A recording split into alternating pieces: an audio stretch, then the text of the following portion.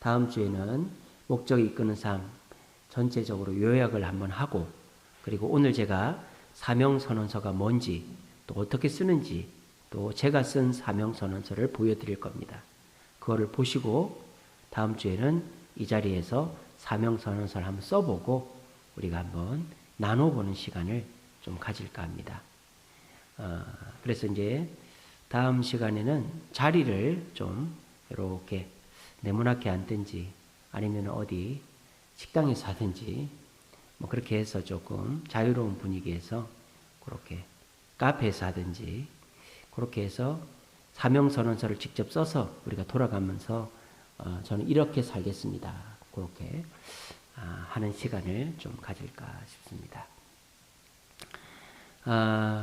우리가 지난 시간에는 5가지 목적 중에서 마지막 목적, 전도, 선교에 대해서 보았죠. 자, 목적이 이끄는 삶 5가지 목적.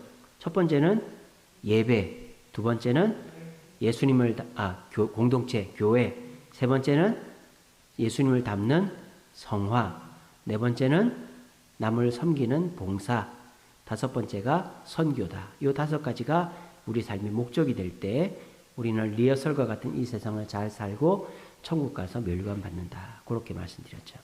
오늘은 그 마지막 순서인 선교 마무리하고 이제 총정리합니다.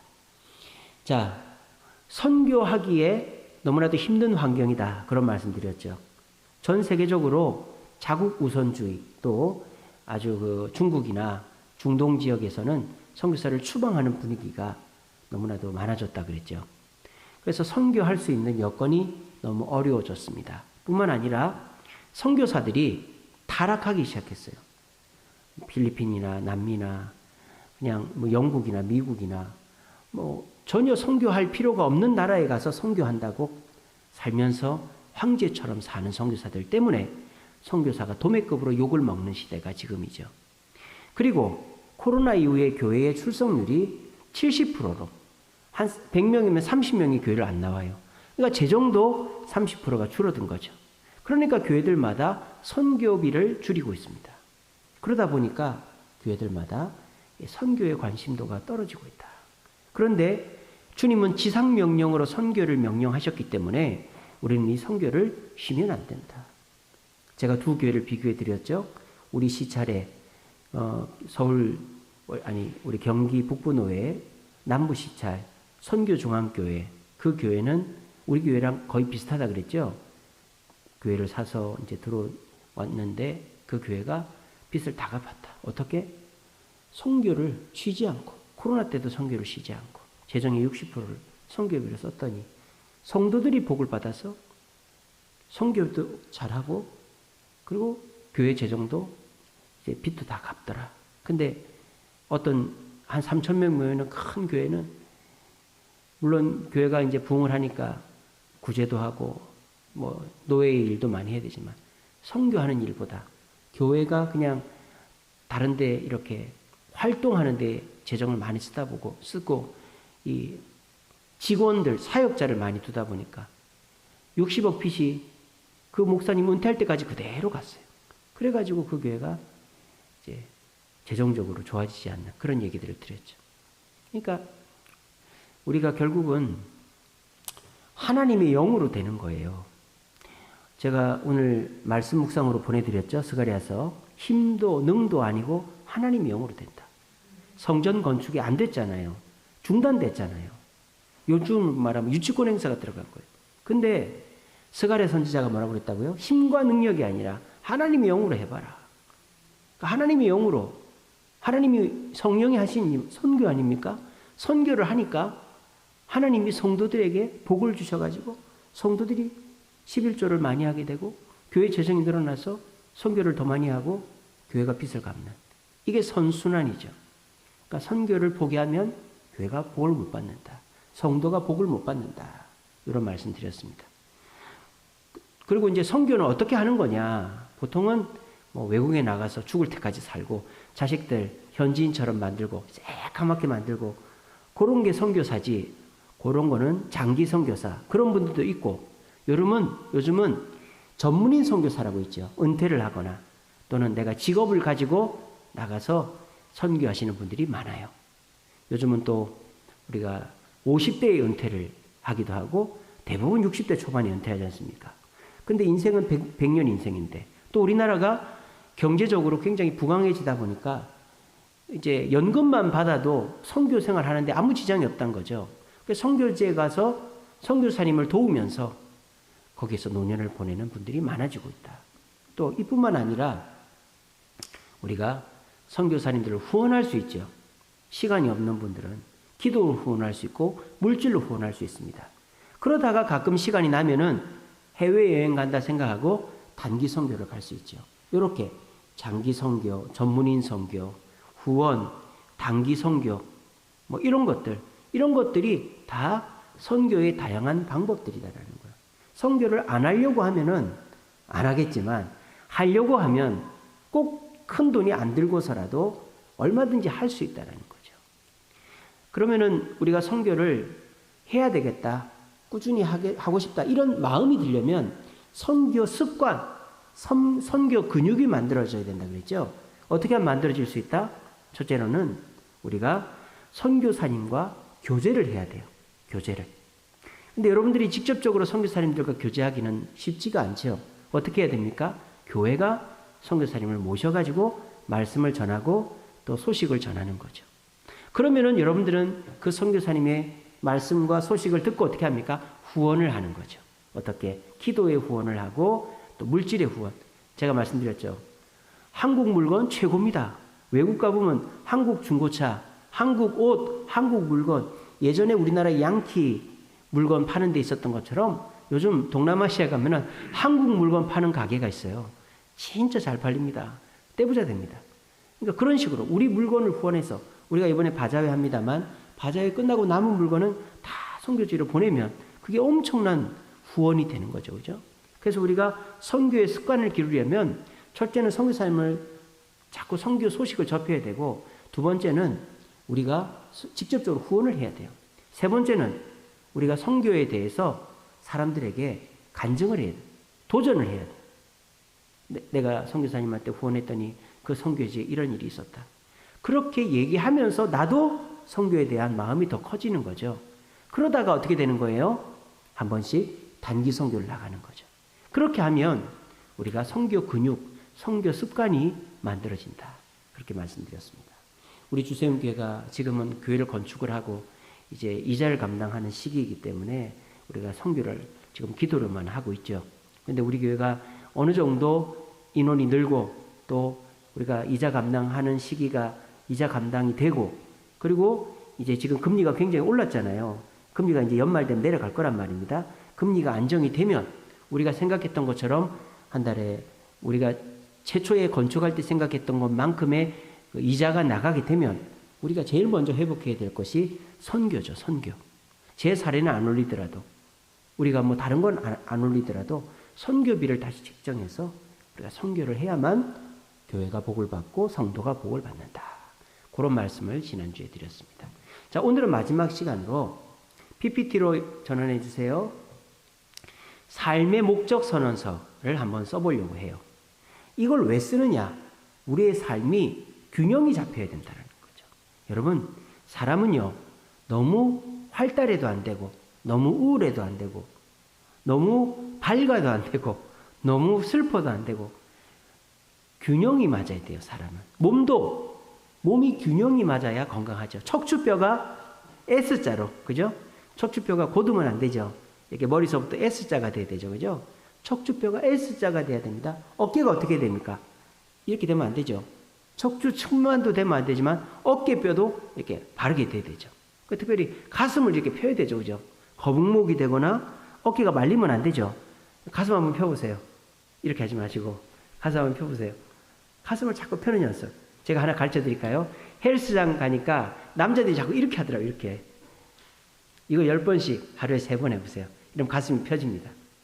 그래서 작은 철봉 들고 이렇게 합니다. 이렇게 하면은 이거 붙이고 해야 돼요. 붙이고 이렇게 하면 가슴이 펴져요. 그래서 저는 이제 가슴이 말리고 거북목이거든요. 컴퓨터 많이 치고 이렇게 하기 때문에. 그래서 제가 이렇게 많이 하려고 애를 씁니다.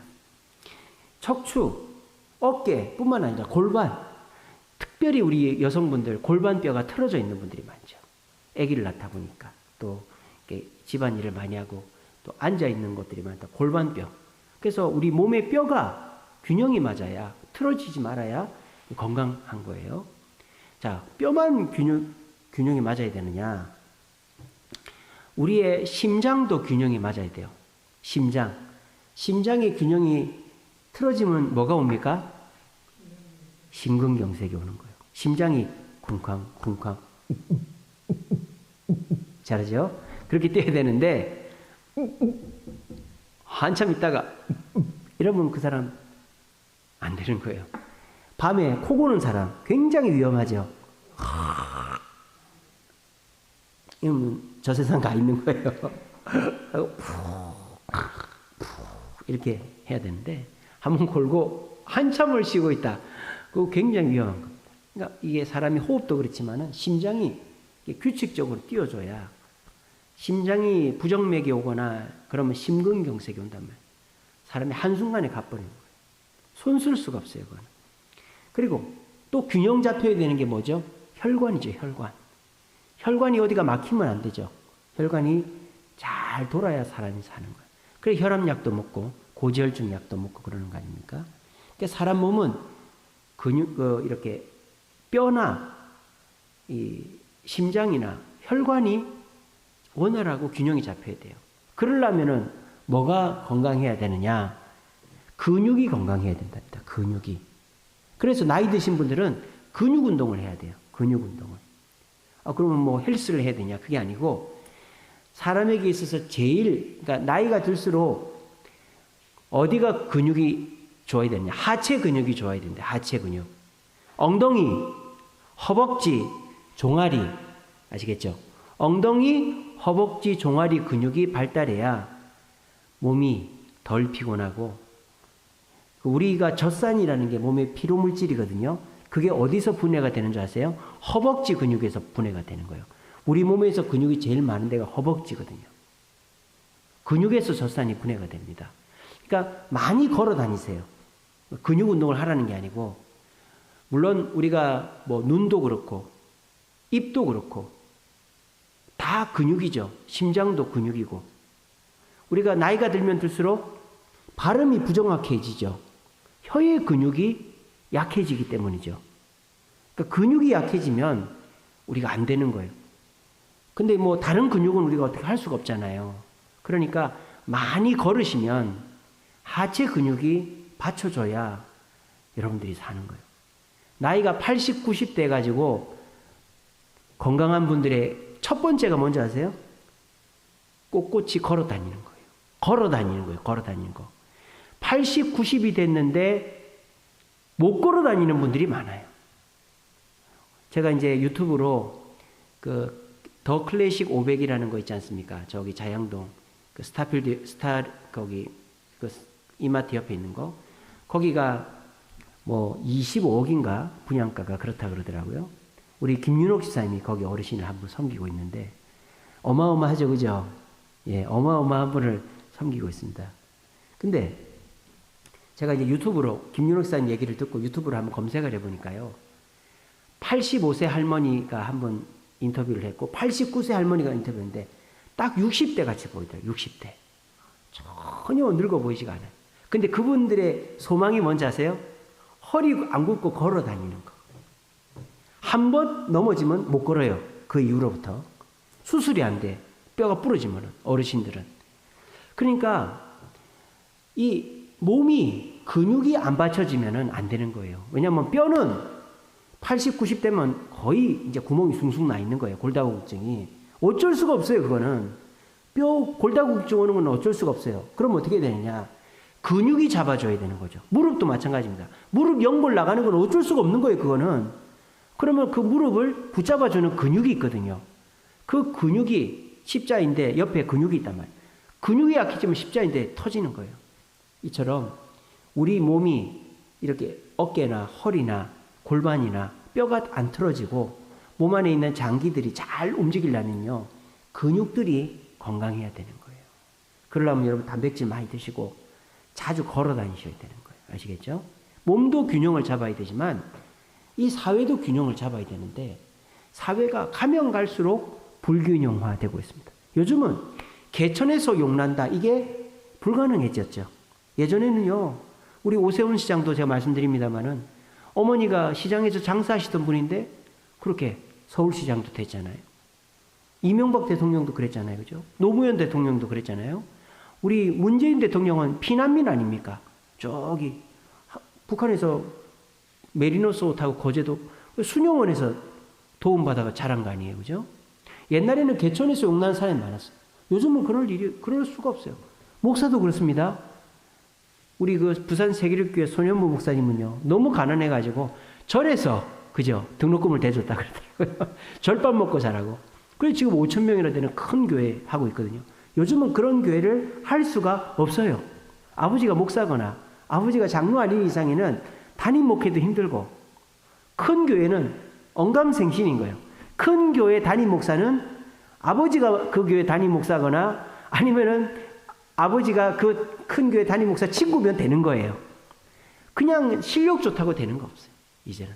그러니까 이제는 세상도 그렇고 교회도 그렇고 개천에서 영원한 세대가 아니다 이 말이에요.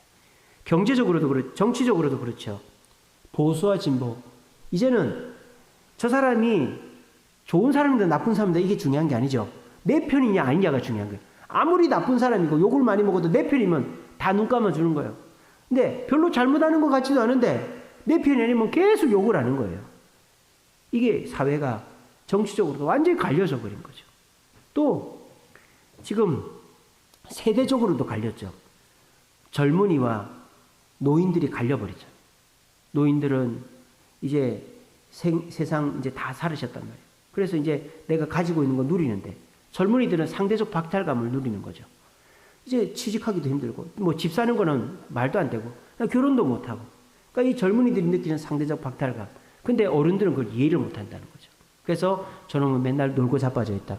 누가 놀고 싶어서 놉니까? 직장을 못 잡고 공부를 해도 희망이 없고 그러니까 놀고 있는 거죠. 그러니까 세대의 균형도 무너지고 있는 거죠. 그리고 성별의 균형이 무너지고 있죠.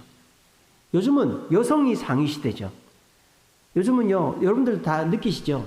남자들이 불쌍한 시대죠. 밖에서 돈 벌고 안에서 집안일하고 안에서 애들 키워야 되고 설거지하고 쓰레기 버리고 청소하고 안 하면은 욕먹고 그런 시대가 돼버렸어요.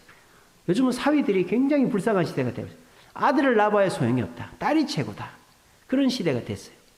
그러니까 요즘은 여자 가산점이 필요가 없죠. 제가 남자 가산점이 취소된 첫 번째입니다. 교사 임용고시 볼 때요. 남자 가산점이 있었어요. 군대 갔다 오면. 저 때 없어졌어요. 그래서 저 떨어졌거든요. 그러니까 요즘은 남자 가산점을 다시 부활시켜야 되는 시대가 왔어요. 오히려 여자 할당제 이런 거 없어져야 돼요. 그런 거 없어도 여자들 많이 뽑힙니다. 오히려 초등학교는 남자가 없어요. 다 여자밖에 없어요. 그러니까 애들이 다 여성화되는 거예요. 초등학교 보면 중고등학교 다 그래요. 미국의 학교에 가면 남자 교사가 없습니다. 미국 학교는 저번에도 말씀드렸죠. 월급이 워낙 작아가지고 방학 때는 월급이 안 나와요. 그러니까 남자가 벌어가지고 아이들을 키울 수가 없어요. 그러니까 남자 교사가 없어요. 미국에는. 한국은 월급은 많은데 남자가 교사가 될 수가 없는 거예요. 이 여자들만큼 독하지가 못해가지고 남자들은 막 놀기도 하고 하여간에 뭐 이것저것 다 해봐야 되니까. 그러니까 지금 이 나라가 경제적으로 정치적으로 세대적으로 또 성별적으로 다 갈려져 있단 말이에요. 그러면 이 나라의 미래가 불확실하고 암울하다는 거예요. 나라만 그러냐? 신앙도 그렇죠. 어떤 사람은 하나님의 복을 많이 받고 그래서 교회가 축복을 강조하는 교회가 있는가 하면 어떤 교회는요. 성도들 때리잡습니다. 양은 잡아야 된다. 양은 쥐어짜야 된다. 그래가지고 성도들을 쥐어잡기도 하고요. 어떤 교회는 막 제자훈련 막 냅다 시켜가지고 제자훈련이 감투가 돼버렸어. 너는 몇 단계까지 받았어? 그거밖에 못해? 넌 직분 받을 생각하지 마. 막 제자훈련이 감투가 돼버린 교회가 있고요. 어떤 교회는 막 성도들한테 막 봉사와 헌신을 굉장히 강조하는 거죠. 막 그래 성도들이 막 교회 가면은 막 죽어나는 거예요. 이렇게 교회들마다 축복을 강조하는 교회, 뭐 은사를 강조하는 교회, 말씀을 강조하는 교회, 또 선교를 강조하는 교회, 또 이렇게 봉사를 강조하는 교회들마다 너무너무 이 한쪽에 치우친 교회들이 많다라는 것입니다. 근데 우리는 균형을 잡아야 되는 거예요. 여러분들의 신앙생활은 어떻습니까? 내가 좋아하는 일만 하면 안 되는 거예요. 나는 예배 드리는 게 좋다. 예배만 드리고 가버리는 거예요. 나는 찬양하는 게 좋다. 찬양 열심히 부르다가 말씀 시간이 조는 거예요. 나는 봉사하는 거 싫어. 나는 헌금하는 거 싫어. 그 시간에 가만히 있는 거예요. 나는 평일에는 교회 못 와. 평일날 교회 안 오는 거예요. 나는 교회 뭐 행사 이런 거 동참 안 할 거야. 다 각자가 자기가 좋아하고 자기가 하고 싶은 일만 하면 그 사람의 신앙은 이렇게 되는 거예요. 시간이 지나면 지날수록 위태위태한 신앙이 되는 것입니다. 이거 보세요. 높게 쌓아지고는 있죠. 높아지고는 있어요. 근데 한쪽으로 기울고 있죠. 내가 좋아하는 것만 한다는 거예요. 찬양을 좋아하는 사람 찬양만 하고, 말씀 좋아하는 사람 말씀만 듣고, 예배 좋아하는 사람 예배만 찾아다니고, 기도 좋아하는 사람 기도만 받으러 다니고, 은사 좋아하는 사람 은사만 사모하고, 그리고 제자훈련 좋아하는 사람 제자훈련만 찾아다니고, 그리고 봉사 좋아하는 사람, 그래서 인정받기를 원하는 사람 봉사에서 인정받기를 원하고, 그렇게 신앙생활하면요 이 신앙이 기울어진다 이 말이에요. 그러면 결국은 무너지게 돼 있다 이 말이에요. 그럼 어떻게 됩니까? 이거를 좌우로 맞추어야 되는 거예요. 이거는 빠르면 빠를수록 좋다라는 거죠. 신앙이 자꾸 한쪽으로 기울고 이쪽으로 기울고 저쪽으로 기울고 이러면은 우리 신앙이 결국은 무너지게 돼 있다. 균형을 잡아야 된다. 말씀도 중요합니다. 기도도 중요합니다. 찬양도 중요합니다. 봉사도 중요합니다. 헌금도 중요합니다. 선교도 중요합니다. 제자훈련도 중요합니다. 하지만 이게 균형 있게 맞춰져 가야 된다는 거죠. 그래서 이런 식으로 돼야 된다. 우리의 삶의 기본은 예배가 되어야 되는 거예요. 52주 그리고 수요, 금요, 또 새벽, 우리의 삶은 예배로 시작하고 예배로 마치고, 가정에서도 예배하고 교회에서 예배하고, 우리의 삶의 기본에는 예배가 되어야 된다. 그 예배를 통해서 우리는 축복을 받으려고 하면 안 돼요. 어떻게 해야 됩니까? 예수님을 닮아가야 되는 거예요. 말씀을 들으면서 내 자신을 반성하고 돌아보면서 나의 잘못된 모습, 욕심을 버리고 예수님의 모습, 예수님의 장점들을 닮아가는 거예요. 그게 성화죠. 성화되고 난 다음에 뭐 해야 될까요?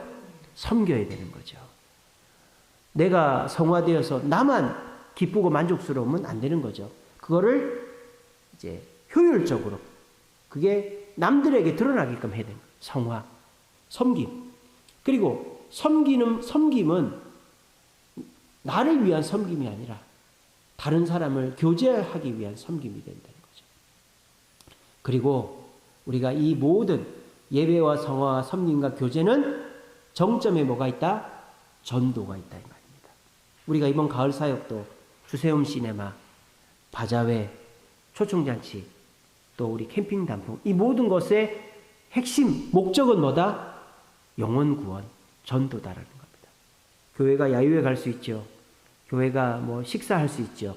교회가 놀러 갈 수 있어요. 근데 우리끼리만 하고 우리끼리만 놀면 그거는 잘못된 거예요.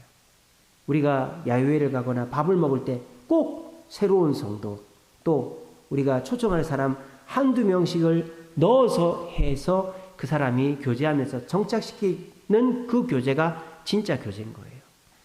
그래서 우리가 이번 주 토요일 날 주세움 시네마에도 우리 새가족들, 초청 대상자들, 교회 잘 안 나오는 사람 꼭 데리고 오자.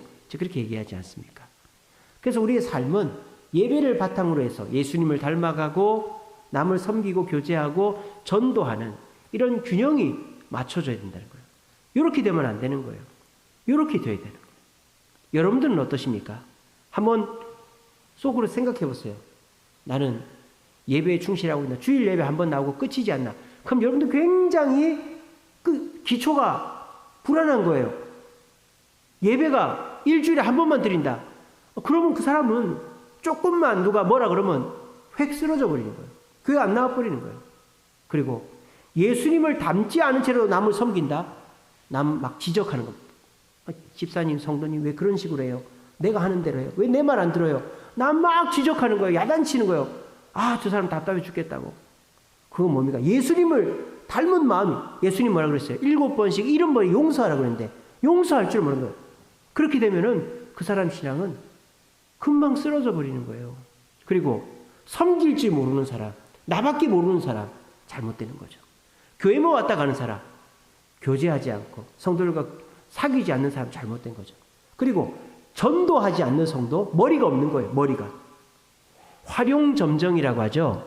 여러분, 사람의 외모에서요, 컴퓨터가 컴퓨터 그래픽이 못 만들어내는 게 얼굴이잖아요. 얼굴. 왜 얼굴을 못 만들어내는 줄 아세요? 컴퓨터가 눈을 못 만들기 때문에. 눈. 이 사람의 눈을요, 컴퓨터 그래픽으로 만들면요, 표가 나요. 다른 거는요, 사람 몸뚱아리나 멀리서, 여러분 뭐 요즘에 그 한산이라는 영화 개봉됐는데 그 영화 대부분 다 컴퓨터 그래픽이거든요. 근데 사람은 본 사람이 다 찍은 거예요. 크로마키라고 뒤에 그 초록색 배경 놓고 사람은 다 사람이었어요. 왜? 사람의 얼굴을 사람처럼 하려면 돈이 엄청 많이 들거나 안 돼요, 그게. 근데 바다, 배, 산, 우주 이런 거는 얼마든지 컴퓨터로 다 만들어낼 수 있어요. 근데 이 사람의 눈을 컴퓨터 그래픽 못 만드는 거예요. 여러분, 활용점정이라는 게 뭡니까? 용그림을 다 그려놨어요.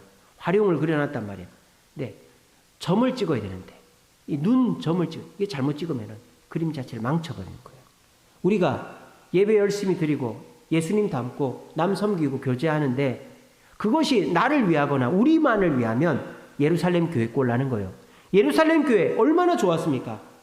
매번 모이고 전도하고 예수님을 닮고 서로 섬기고 교제하고 그래서 막 모이는 사람들이 막 수도 없이 모였잖아요.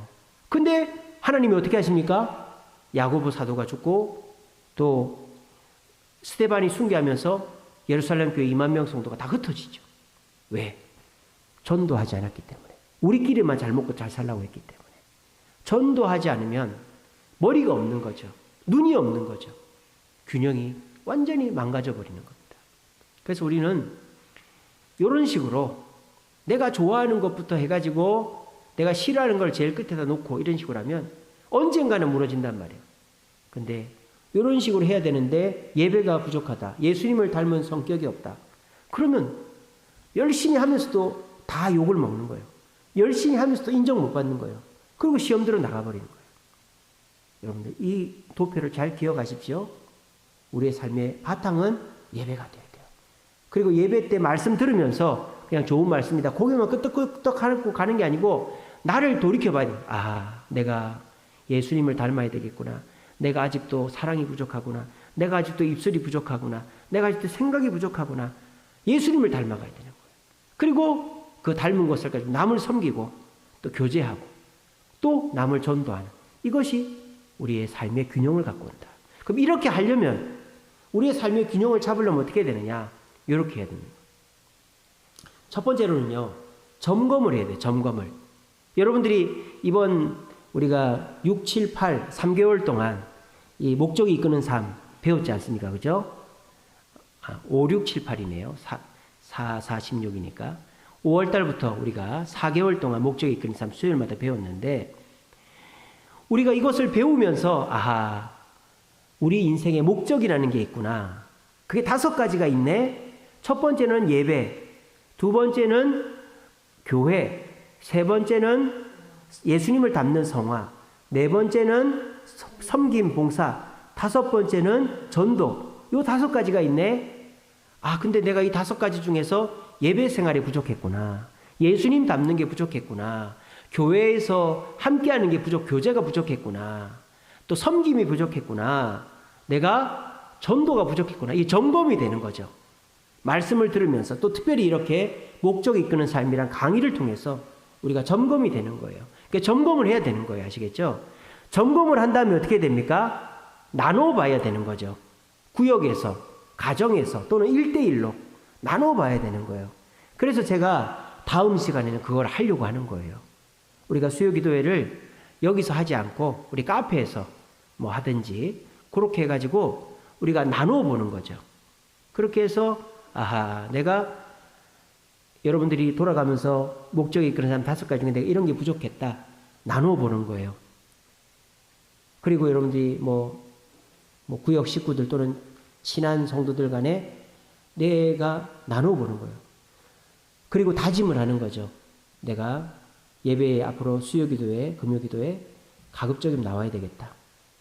내가 주일 예배, 오전 예배만 드리고 가지 말고 오후 예배도 꼭 와야 되겠다. 내가 아무리 바쁜 일이 있어도 예배를 빠지면 안 되겠다. 이렇게 다짐을 하는 거예요. 다짐을 하고 난 다음에 어떻게 하느냐? 그걸 한번 써보는 것도 좋아요. 내가 이번 주일날에는 주일 예배를 내가 오후 예배까지 드렸다. 내가 이번에는 수요기도회를 계속하고 있다. 내가 봉사를 하고 있다. 내가 이번에 전도했다. 써보는 거예요. 왜 쓰느냐? 다른 사람과 나누기 위해서. 난중일기 아시죠? 누가 썼습니까?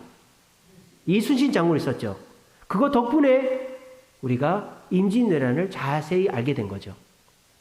만약에 난중일기가 없었으면, 세종실록만 있었으면, 아니면 조선왕조실록만 있었으면 우리가 왕의 입장에서 임진왜란을 볼 수밖에 없는 거죠. 근데 이순신의 난중일기 매일매일 또박또박 써놓으니까 왕이 의주에서 중국으로 도망가려고 했다는 거, 원균이 어떤 사람이라는 거, 그래서 임진왜란 정묘재란입니까? 그렇게 있었다는 거, 뭐 다 알게 되잖아요. 그래서 우리가 내가 목적이 이끄는 삶대로 예배와 교회와 성화와 섬김과 전도를 균형 있게 하려고 내가 써볼 때, 제가 이제 그 일지를 다음 주에 만들어서 하나씩 나눠드리겠습니다. 써볼 때 내가 균형이 맞춰지는 거죠. 그리고 난 다음에 어떻게 합니까? 내가 이렇게 살아왔다라고 나눠보면 간증이 되는 거죠. 아, 내가 이렇게 노력을 했는데 예배를 회복하니까 내가 하나님과 더 가까워지더라. 내가 교회에 더 자주 오려고 하고 교제하려고 하니까 성도들과 더 가까워지고 교회 오는 게 재미가 있더라. 내가 예수님을 닮아가려고 하니까 사람이 미워지지 않고 이해가 되고 공감이 되더라. 내가 봉사를 예전에는 시간 있을 때만 하고 꺼렸는데 봉사하니까 더 큰 기쁨이 있더라. 전도를 두려워 있는데 하니까 되더라. 성령이 역사더라. 이게 나누는 거예요.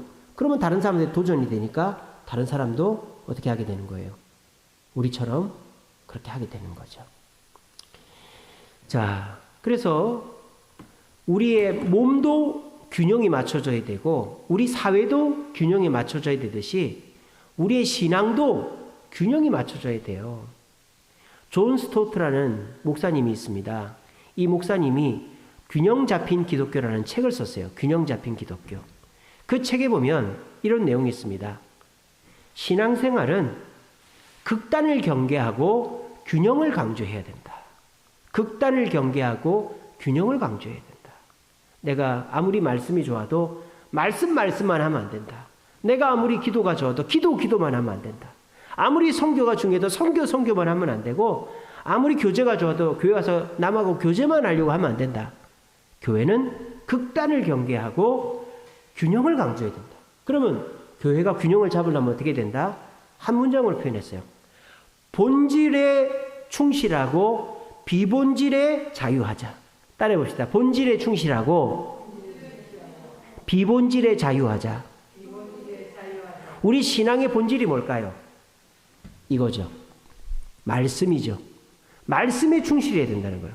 성경 말씀에서 아니다 그러면은 안 해야 되는 거예요. 부모를 공경하라. 말씀이 그대로 돼 있잖아요. 그대로 해야 되는 거예요. 원수를 사랑하라. 핑계 대지 말고 저 사람은 정말 내가 사랑할 수 없는 원수예요. 핑계 대지 말고 말씀에 충실해야 돼요. 근데 사람은요. 어떤 게 있느냐. 내가 말씀이 아무리 그렇게 돼 있어도 나는 그거 못해. 이런 성격이 있어요. 그걸 기질이라고 그러는데 기질. 사람마다 기질이 있죠. 다혈질, 우울질, 뭐 여러 가지 기질이 있죠. 담즙질 뭐 이런 거 있지 않습니까? 근데 사람이 기질대로 신앙생활하면 안 돼요. 그 기질은 말씀으로 다스려야 되는 거예요.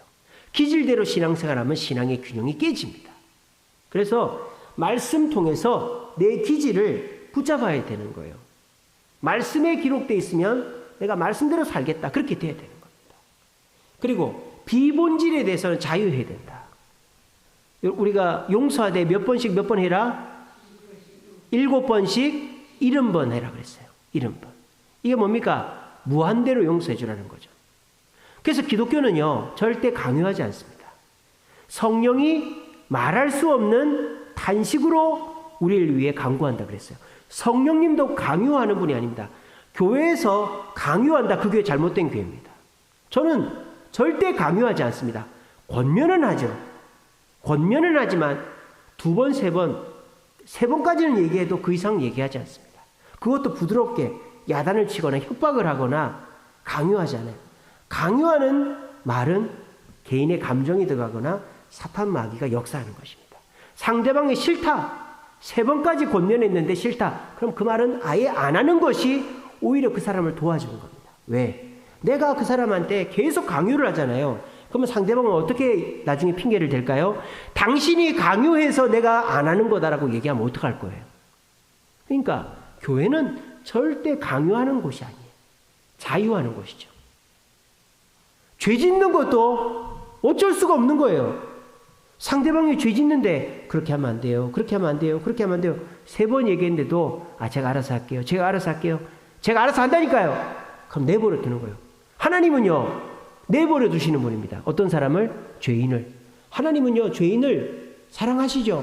근데 3번, 4번 권면해도 안 들으면 내버려 둡니다. 그게 제일 무서운 거죠. 그래서 교회는 비본질에 대해서는 자유한 거예요. 우리가 뭐 예배드리고 우리가 5가지 있지 않습니까? 그런 거 외에 우리가 뭐 빨간 옷을 입고 오든 파란 옷을 입고 오든 슬리퍼를 신고 오든 모자를 쓰고 오든 찬양을 크게 부르든 작게 부르든 봉사를 하든 안 하든 뭐 예배 시간에 졸든 안 졸든 비본질적인 것에 대해서는 용서해 줄 수 있어야 된다는 거예요. 이해해 줄 수 있어야 된다는 거예요. 그렇지 않고 내가 생각하는 기준, 성경에 나와 있지 않는데 내가 생각하는 기준에서 이렇게 해라 저렇게 해라 자꾸 강요하면 오히려 그 사람 신앙을 깎아먹는 거죠. 가정에서 특별히 조심해야 돼요. 애들한테 신앙을 강요하고 예배 가는 것 같고 용돈 그러면 안 돼요. 그러면 예배가 뭐가 되는 거예요? 예배가 나쁜 게 되는 거예요. 예배 가면 용돈 줄게. 봉사하면 용돈 줄게. 그러면 예배를 안 가면 봉사를 안 하면 용돈을 안 주는 거잖아요. 물론 예배를 안 드리면 용돈을 안 준다 이렇게만 안 하면 돼요. 예배를 안 가도 용돈을 주고 예배를 가면 용돈을 더 주는 거죠. 봉사를 하고 전도를 하면 용돈을 더 주는 그거는 괜찮아요. 근데 예배 안 갔다고 용돈 깎고 봉사를 해도 용돈 깎고 그러면 그 애는 예배를 안 드리게 됩니다. 봉사를 안 하게 됩니다. 왜? 그게 나에게 협박하는 수단이 됐으니까. 어떤 교회에서 예배 시간에 늦는 사람 습관적으로 늦어요. 습관적으로 늦어요. 그런 사람들한테 성경을 쓰게 했습니다. 어떤 교회에서. 그랬더니 그 사람이 예배를 안 나오더랍니다. 그리고 성경 쓰는 것 자체를 굉장히 싫어하는 걸 넘어가지고 완전히 죄악시 여기는 사람이 되더라는 거예요. 아니 사람이 잘못한 거에 대한 벌로 성경을 쓰게 하면 어떻게 돼요? 그렇게 하면 안 되죠. 권면을 해야 되는 거죠. 예배 늦지 마세요. 학생들한테 야 늦잠 자지 말고 일찍 자고 일찍 나와라. 근데 권면을 3번 해도 안 들어. 그럼 어떻게 해야 되죠? 내버려 두는 거예요. 내버려 두는 거예요. 그러면 벌은 그 사람이 알아서 받는 거예요. 내가 그 사람을 고치려고 하면 안 돼. 주님이 고쳐야지. 내가 자녀를, 내가 성도들을 고쳐야 되겠다. 여러분 그거는요. 그 사람하고 내 사이가 멀어지게 만드는 거예요. 오히려 그 사람 신앙을 기형적으로 만드는 거예요. 내버려 두는 거예요.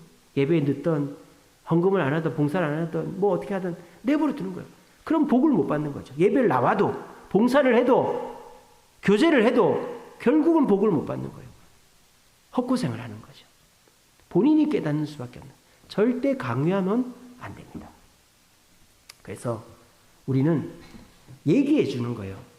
내가 이렇게 신앙생활 했더니 좋더라. 내가 주일 예배만 나왔었는데 주일 오후 예배도 나오고 수요기도 금요기도 새벽기도도 나오고 예배 생활을 회복했더니 내가 좋더라. 그렇게 얘기를 해야죠. 예배 안 나오면 용돈 깎을 거야. 이렇게 얘기하지 말고 내가 예수님을 닮아갔더니 사람들을 미워하지 않게 되고 미움에서 자유하게 됐다. 이렇게 얘기하지. 너 사람 미워하면 용돈 깎고 이렇게 하면 안 되죠. 내가 봉사했더니 내가 마음이 너무 기쁘더라. 이렇게 얘기를 해야지 봉사 안 하면 용돈 안 줘. 이렇게 하면 안 된다 이 말이에요. 아시겠죠? 그래서 여러분들이 내가 이 5가지의 삶의 목적이 우리에게 있다라는 걸 알고 나를 점검해서 부족한 게 뭔가를 느끼고 그 부족한 거를 하루하루 일지를 쓰듯이 난중일기처럼 또는 모세가 모세오경을 썼듯이 기록을 해놓고 그걸 남들한테 가르쳐주면 남들도 변화시키는 도구가 된다는 겁니다. 그래서 여러분, 우리 신앙생활이 그냥 열심히 한다고 되는 게 아니에요. 그냥 하면 어떻게 된다? 이렇게 된다. 열심히 하면 할수록 힘들어진다. 여러분, 그런 경우 못 느끼셨어요? 나 열심히 봉사하는데, 나 죽으라고 헌신하는데 욕은 욕대로 먹고 마음은 마음대로 힘들고 그런 거 못 느끼셨어요? 내가 열심히 하는데 왜 사람들이 날 안 알아주지? 왜 내 마음이 안 기쁘지? 이렇게 됐기 때문이에요. 이렇게 싸우면요, 이렇게 싸우면 점점 위태해지는 거예요.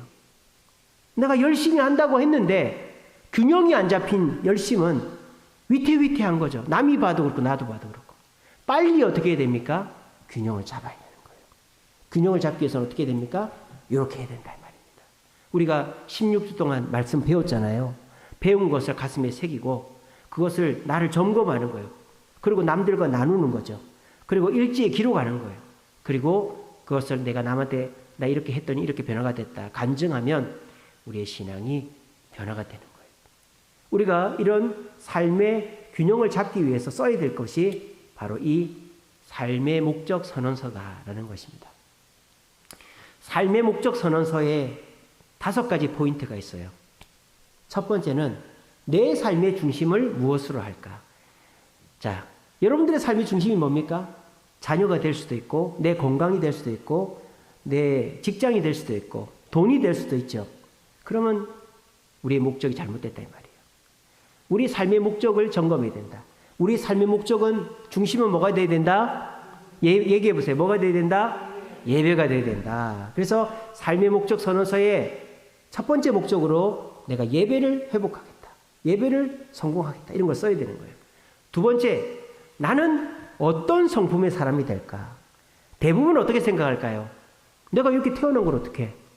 나 어쩔 수 없어. 이렇게 생각합니다. 여러분, 사람은 얼마든지 변할 수 있습니다. 단 남이 나를 변화시킬 수가 없어요. 남이 하는 얘기 들으면 기분 나빠요. 여러분, 20살 넘어간 사람은 절대 야단 많이 치면 안 됩니다. 권면은 해도 강요하면 안 돼요. 20살 넘어가면요, 못 고쳐요. 한 3번 권면하고 안 들으면 내버려 두세요. 자기 손해예요. 내버려 두면 됩니다. 자기가 알아서 고쳐야 되는 거예요. 어떻게? 말씀을 통해서.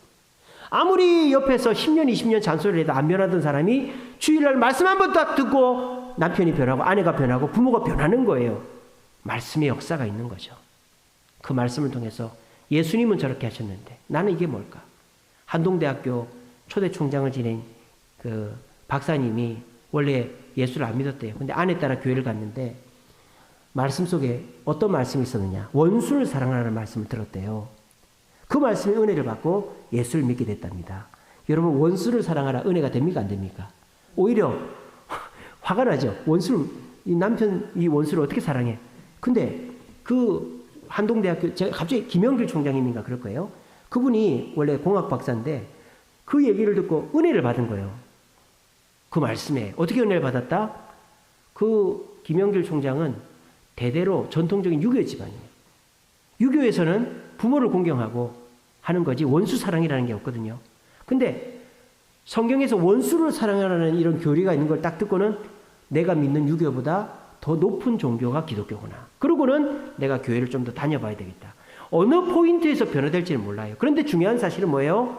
사람이 사람을 변화시킬 수 없어요. 말씀이 사람을 변화시키는 거예요. 그리고 예수님을 닮아가면 변화가 되는 거예요.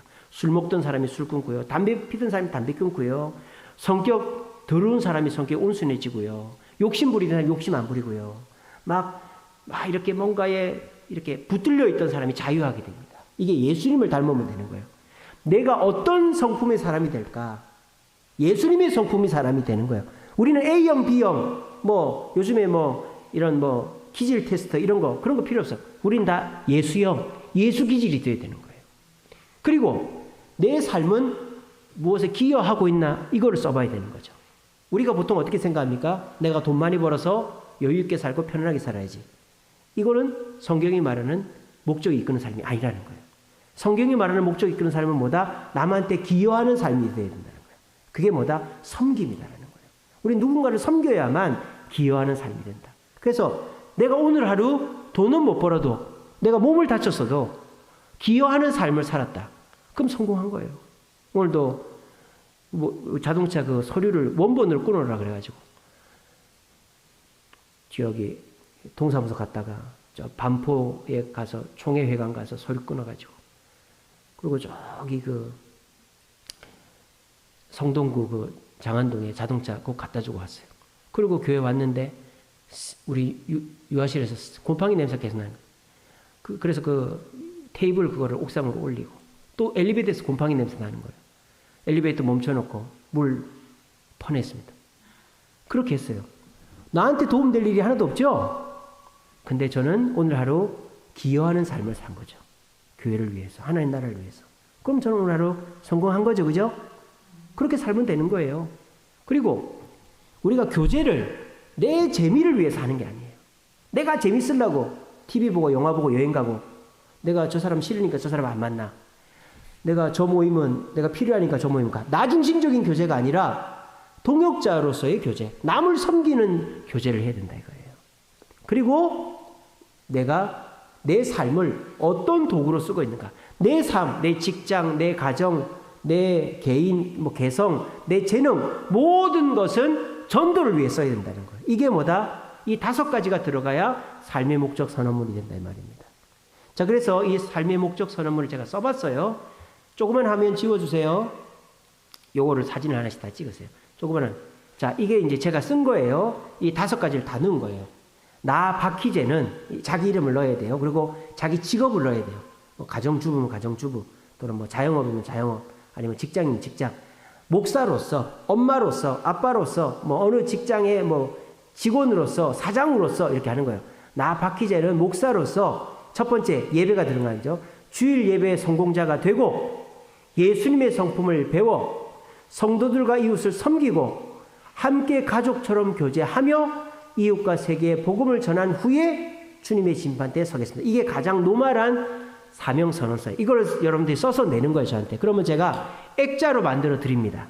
아시겠죠? 그럼 집에다 걸어 놓는 거예요. 재밌겠죠? 이렇게 해주는 사람 없습니다, 여러분. 예, 제가 다 해드릴 테니까 여러분들이 요거 시키는 대로 하세요. 그래서 다음 주에 이걸 쓸 겁니다. 요걸 찍어 가셔가지고 집에서 한번 써보세요. 요 5가지 목적으로.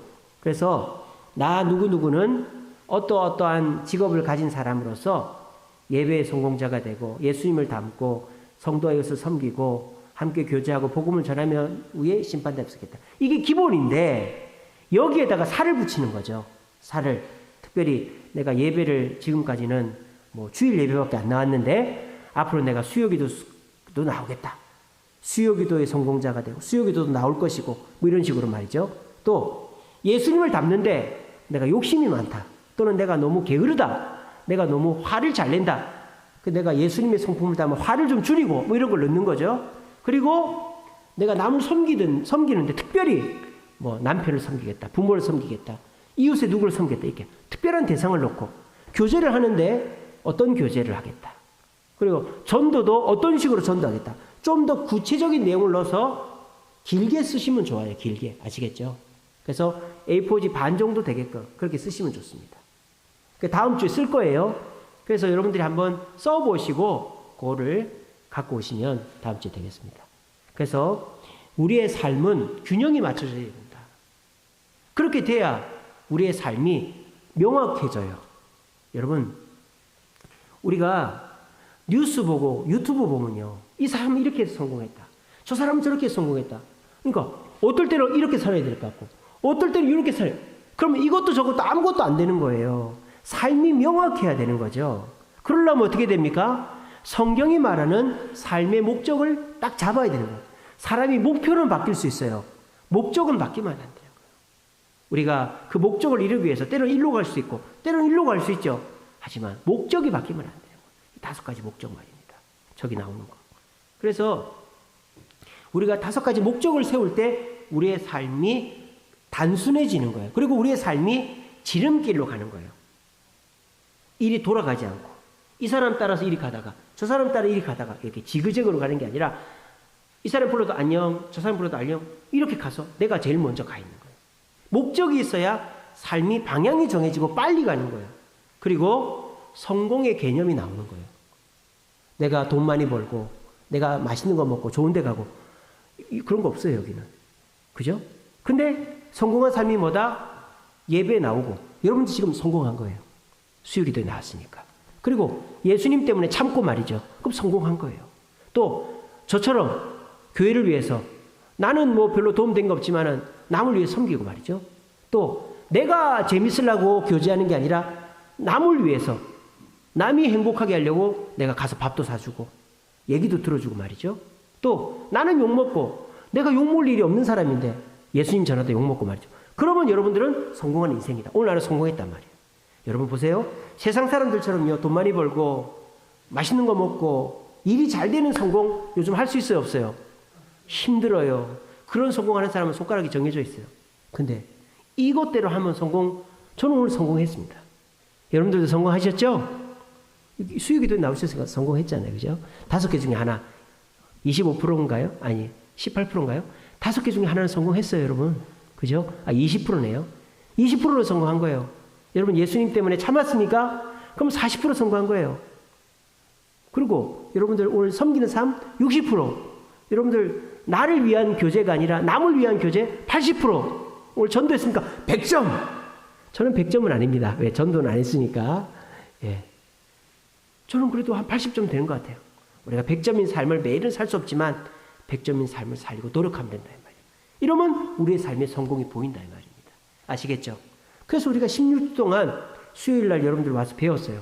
그거를 이제 총정리하고 우리가 목적 선언서, 삶의 목적 선언서를 쓰고 이 목적대로 살아가려고 한번 준비를 하려고 합니다. 다음 주 꼭 빠지지 마세요.